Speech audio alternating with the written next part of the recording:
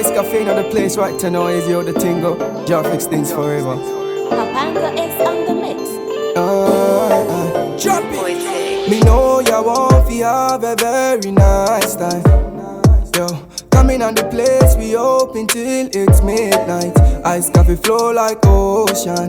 Ice All right. So, welcome to Tea Talk After Dark, where the T stands for truth. My name is Osei the Dark Secret.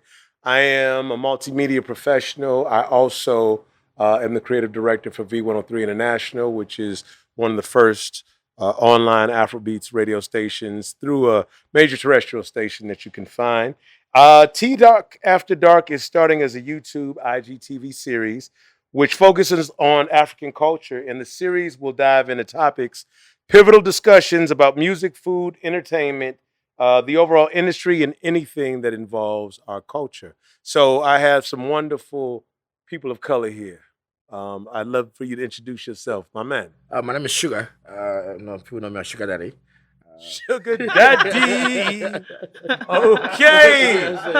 The one and only. I'm a content creator. You know what I'm saying? I'm mostly famous for being a Monday motivational speaker and also a Friday vibe kind of person. You know, my thing is selling the vibe to the people and selling the culture more to the people more.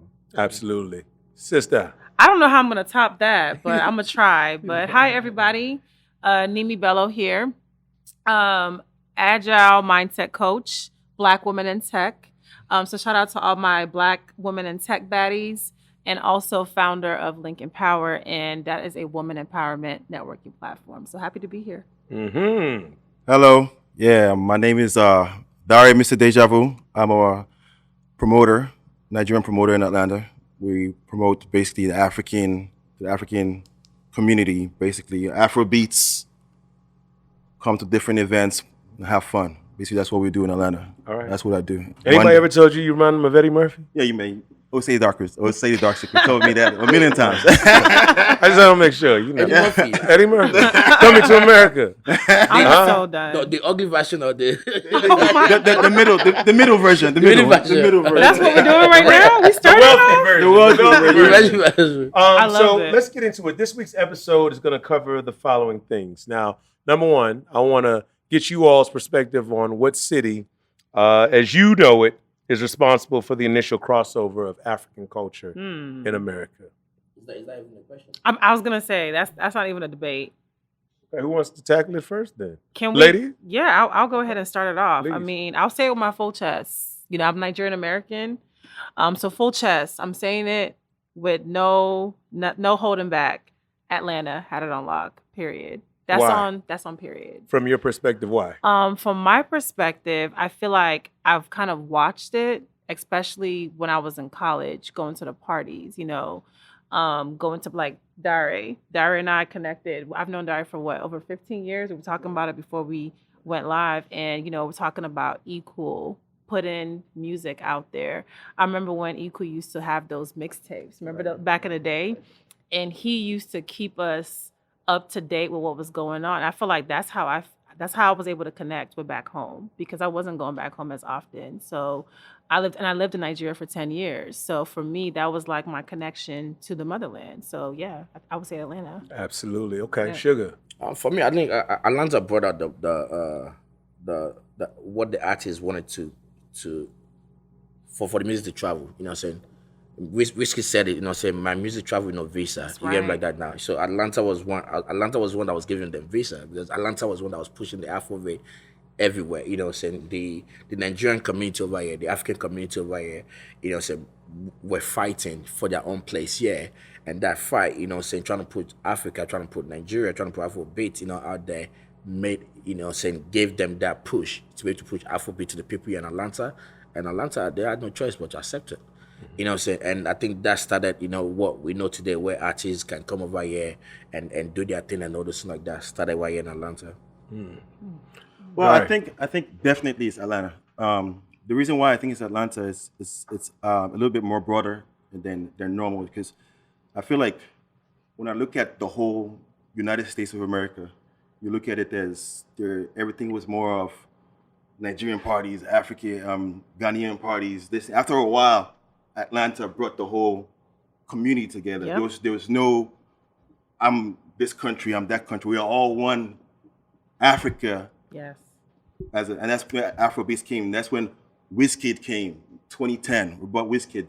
2008, Olu Maintain came to different clubs, and P Square Yes. came 2008. Everything started growing, and it became like a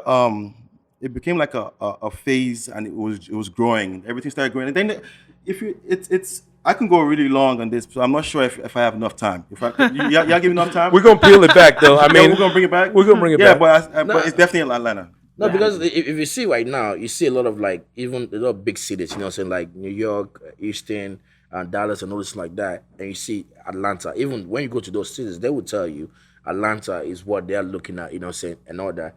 Even though those cities are coming up right now, but way before when we used to go to those cities, you can't even find like, you know, saying like the African clubs in there, you know, saying they have like international nights, you know, saying, but it wasn't like, you know, the Afro, you know, all those things like so Atlanta. To me, you know, I agree. And you can also add the Akon aspect. You're saying Akon was a big reason of why Afrobeats took off in Atlanta. He worked with Wiz, he worked with David, he worked with P Square, connecting them with different connections with, you know what I'm saying, Rick Ross.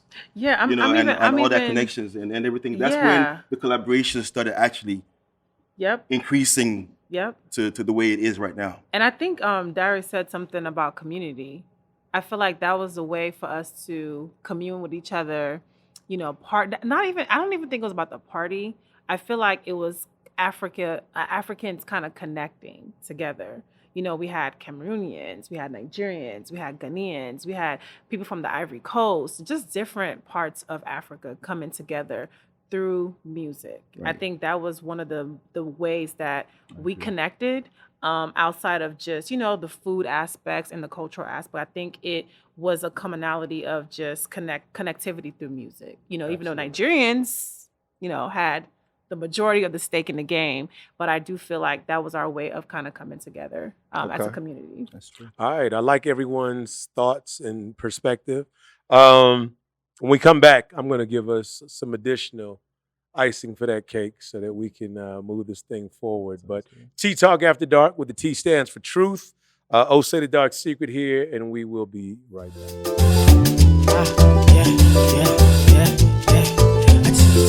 Weezy, let me know, you are Weezy. Me or you they know my story. From old dog studio, I be hustle to work. Me and City. We've returned. Shout out to our DJ, our resident DJ, DJ Femzo. We appreciate you, family. Let's dive into Let's Eat About It. Okay? Now, what year do you all recall Afrobeat or African culture crossing over into the mainstream? That's a good question. Mimi? I would say 2010. So for you, 2010, Yes. I'm just thinking about Queens. You know, 2010, going to Queens Lounge. Wow. Looks Sorry, delicious. I got distracted by the food. Suya lobster. Wow. Very important Yeah, that that should look good. That looks so we good. acknowledge the suya lobster and the jollof. Yes. This thing looks I mean, beautiful. wow. Making Huh? It looks very Yay. delicious. I'm excited. Yay, Wow. yay. But no, I would say 2010. Okay. 2010. Yes. Okay, so 2010 for you is when you acknowledge it becoming mainstream. Why? What did you see taking place around you that gave you that energy? I think for me, it was the vibe. It was the vibe. It was the music just had a different feel. So we went from African booty scratches. Yes, to... honestly, like we were on the map. I think from Okay. that standpoint, you know, people wanted to embrace their Africanness. I would say, you know, like we were proud. Give me something Yeah. nostalgic from 2010 for you. I would say something nostalgic for me was I don't know, Derek, was Lavish Lounge 2010? Lavish Lounge was maybe 28, 9, 10. Yeah, All in between like there, you in know, between there, Lavish in Lounge, between Queen's there. Yeah, Lounge. all You of them. know, Queens, I yes. earlier I talked about Equal having those mixtapes. You know, kind of taking us to back to the motherland. You know, putting us on the latest and greatest. And then I know for me personally, I wanted more music. I wanted to hear more artists. I think then, you know, we had the Wizkids, we had the Davido, we had the P Square, and just wanted to hear more sounds from that side, if that makes any sense. Okay. Yeah. Dari, let's go to you first, and then Sugar, I'm coming to you. For you, what year gave you that feeling, and why? I'll say 2009, 2010. The reason why is because I seen Afro beats in general. It wasn't even mentioned as they mentioned it as African music. Yes. It wasn't mentioned Afro beats until after a while, coined music. The name was changing till like 2009, 2010. Yeah. And that was the 2009, 2010 was like the era of Wizkid and Davido coming in slowly. It wasn't a gradual thing. The Don Doll and Madame Yeah. Dura was like 2010, 2011. You know what I'm saying? Then that's when everything started. But also in Atlanta, I also look at 2010 as a huge part as far as like the escalation of Afro beats in Atlanta. Yeah, I'm sorry you said that, yeah, but let me mention a song. Okay, please talk to me. You know what I'm saying? The bunch Oliver Twist. Oh. You know what I'm saying? Before the 2010? Wizkid, you know what I'm saying? Before the Davido, you know what I'm saying? Madame Duo, Oliver Twist. What do you think about that? I think Oliver Twist did really, really big too. But Did. I feel like that didn't go full mainstream. I think that did well, Hold especially like on, in though. UK. Hold on. I think No. Oliver Twist came after. It did. Was So it before or after? let me give you all perspective and context. In Okay. my opinion, I think that Oliver Twist, it redefined what mainstream was, because Absolutely. mainstream in the U.S.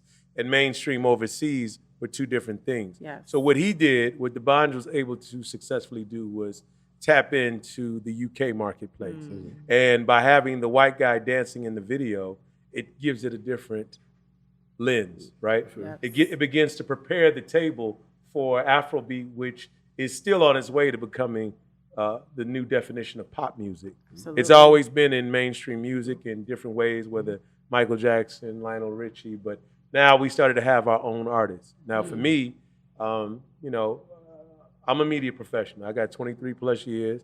I feel like I really helped to usher it in and intentionally use Atlanta as that springboard, because it naturally had everything else going on musically and entertainment-wise. So I distinctly remember having a conversation with DeBonge and him asking me my thoughts on New York versus Atlanta. And I said, it's clearly Atlanta. No. Now, New York is known for many things. Africans are having parties in Iowa City, Iowa, too. Okay, wherever we are, we're going to, we're gonna celebrate enjoy, it. yeah. But there's certain catalysts that ensure that I it agree. makes it to the top of the food chain. You know what I mean? And I think Atlanta is certainly one of those. Yeah, and I DeBonge think, lived here for some time as yeah, well. and I think, you know, New York has hip hop. That's their thing. And I think Atlanta has Afro beats. Just like, you know, how we have trap music, but I also do feel like In addition. there's another addition, which is Afro beats, which is, you know, where we saw the rise of Afro beats. Because I feel like we had a lot of people that was intentional. We had people like you that was on a major radio station pushing the sound. I think that was very, very important. Right. It is. Um, It yeah. is. Yes, that's true. Because one of the main reasons why actually Afrobeats took off was actually because of Osei. Yeah. Because he's the one that actually connected like one of the biggest events that we did, African Experience, in 2010, which I feel like was the part that was like the main event to me, my view, that actually brought all the Africans together, and that was the inclination of Afrobeats. You know what I'm saying? Then also the bringing of the Akon and the connections and the Ludacris and all And the the people clubs, together and the the clubs, clubs too. and everything Yeah. together. Yeah. You know what I'm saying? I think everything came together as one. I remember, because I remember Cream Lounge. You know, I remember Cream Lounge. I remember Queens. I remember Lavish Lounge. Sure.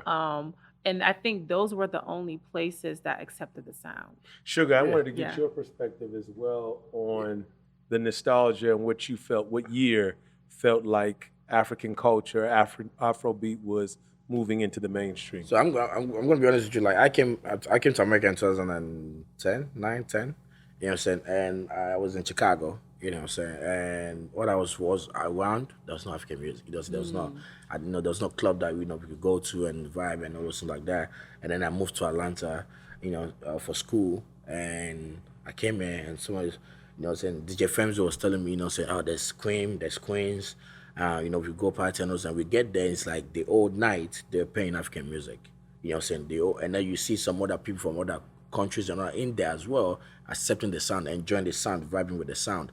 So for me, 2011, what followed 2011 was that something for me that I actually saw in America, like Afrobeat, there's a place where Afrobeat can be their own. Right. So it was Atlanta for you. It was Atlanta for me, It wasn't like we were sharing the room, It was like, you're coming to Cream or you're coming to Queens, that you're coming to enjoy Afrobeat the whole night. Yeah.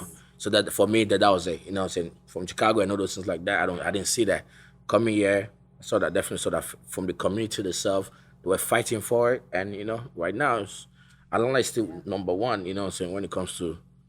Hold that thought there. Sugar Daddy speaking. All right. Tea Talk After Dark, where the T stands for truth. Osei the Dark Secret. And my friends here, let's eat about it. You guys got to sue your lobsters, so we're going to let you do your thing. Oh, my goodness. Yeah. Chop, chop, chop.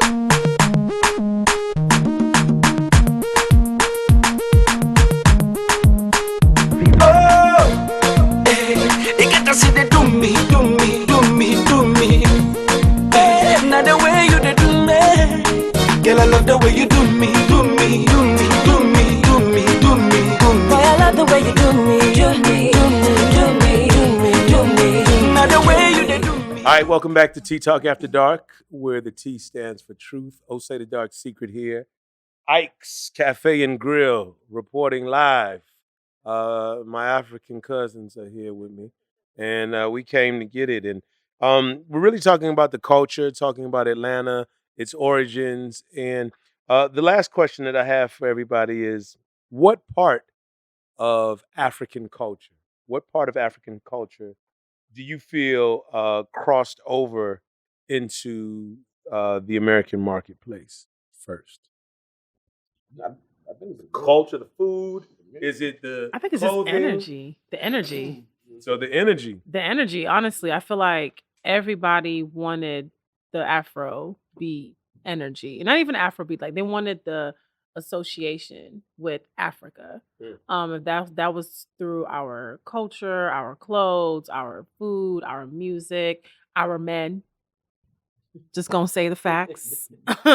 Sorry, Atlanta chicks. They probably gonna, send me some nasty messages on Instagram. But it's the facts. I mean, they wanted to be. We're gonna peel that back a little bit later, though. We're gonna peel that one back a little bit later. But I would definitely say I agree with you on that. I think that I'm gonna step out on a limb. I'm gonna tell you first.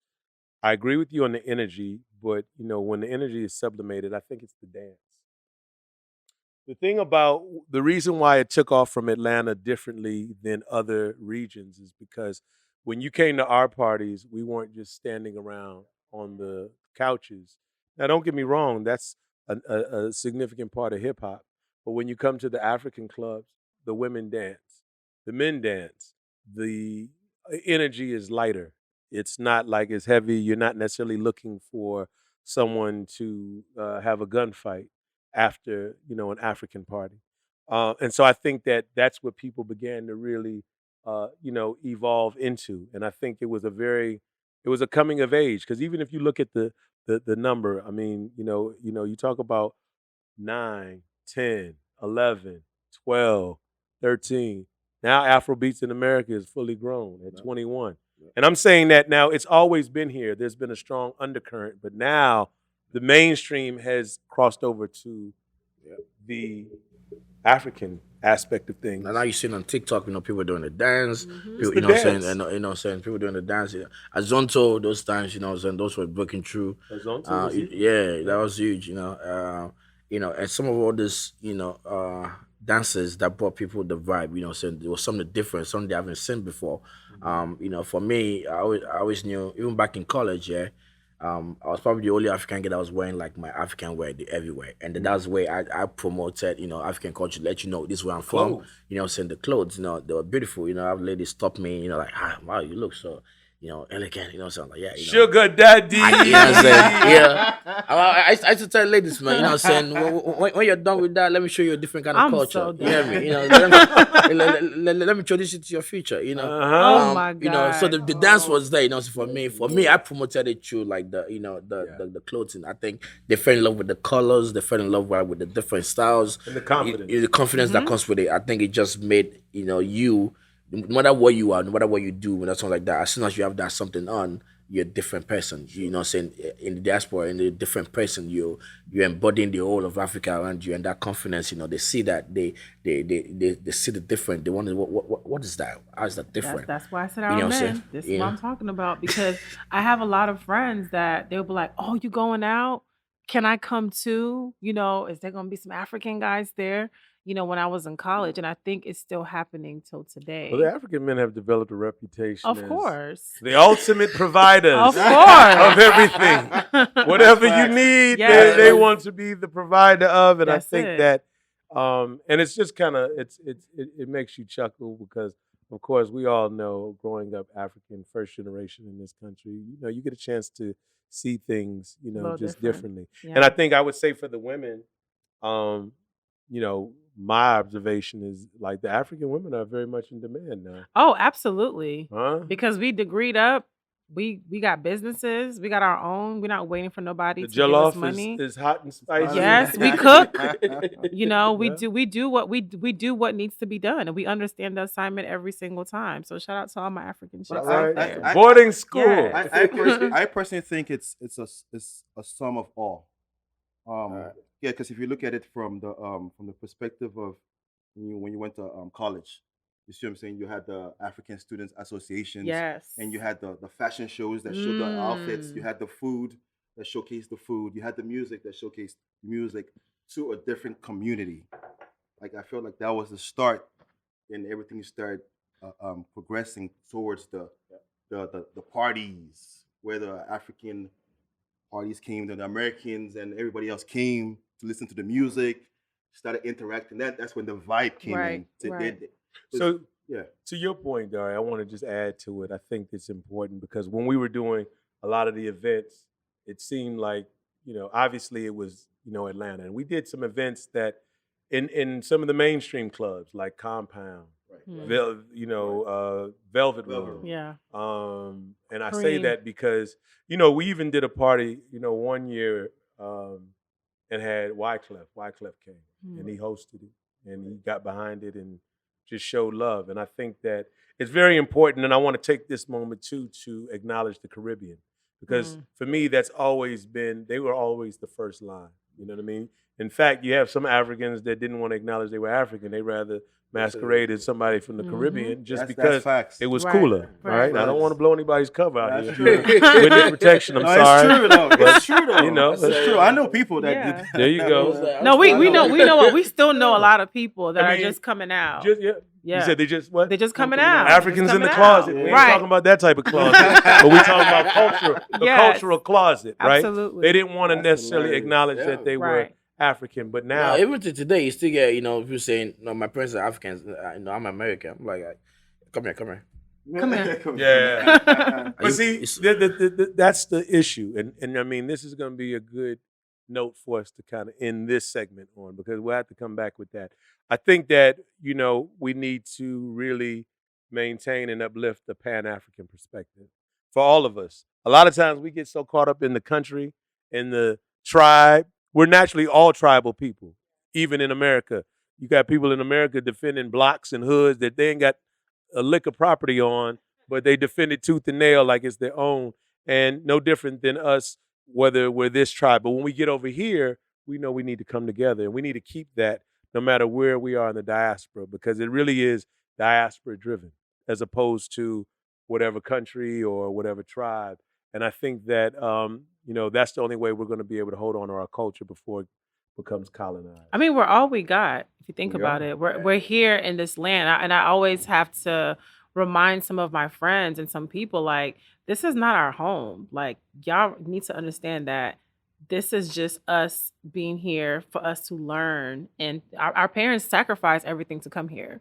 And I feel like their sacrifices is the blueprint for us to go back and pour back into our country. Because at the end of the day, Africa's not going to build itself. You know, we're here. We've gone to school here. We've gotten all the tools, the resources, the exposure, the education. So now it's like my challenge to everybody that listens to this is, what are you doing, for the motherland also?